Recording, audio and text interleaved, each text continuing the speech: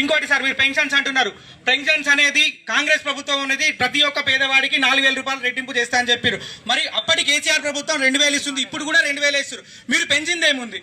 మీ ప్రభుత్వం చేస్తుంది అంటున్నారు కానీ మీరు పెంచింది ఏముంది? అర్హులైన ప్రతి పేదవాడికి కూడా ఇల్లు కట్టిస్తానని మీరు చెప్తున్నారు.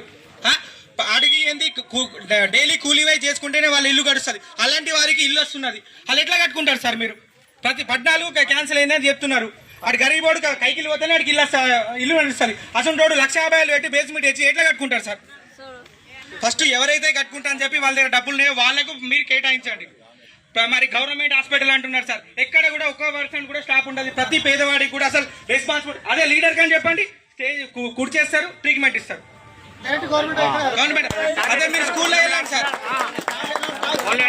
అదే మీరు స్కూల్లో వెళ్ళండి సార్. ఇప్పుడు మీరు విద్యా వైద్యం మీద స్పెషల్ ఫోకస్ పెడుతున్నారు.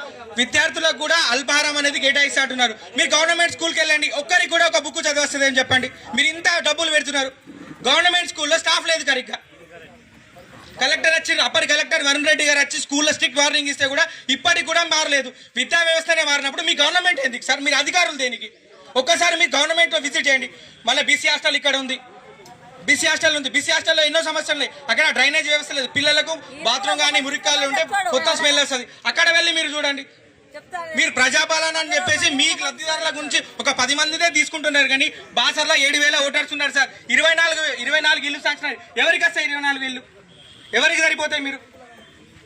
మీరొక్కరు మీ అధికారం కోసం మీకోసము ఏదో 2 ఫోటోలు కొట్టుకొని ప్రజాపాలన చేస్తున్నారు. ప్రజల సమస్యలు వింటేనే ప్రజాపాలన.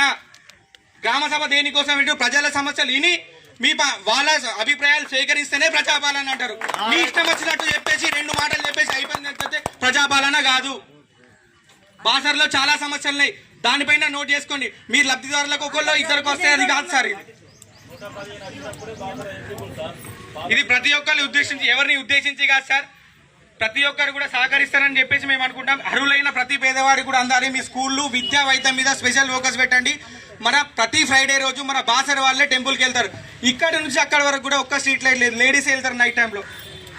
ఒక్క లైటింగ్ అనేది లేదు సార్, లైటింగ్ వ్యవస్థనే లేదు.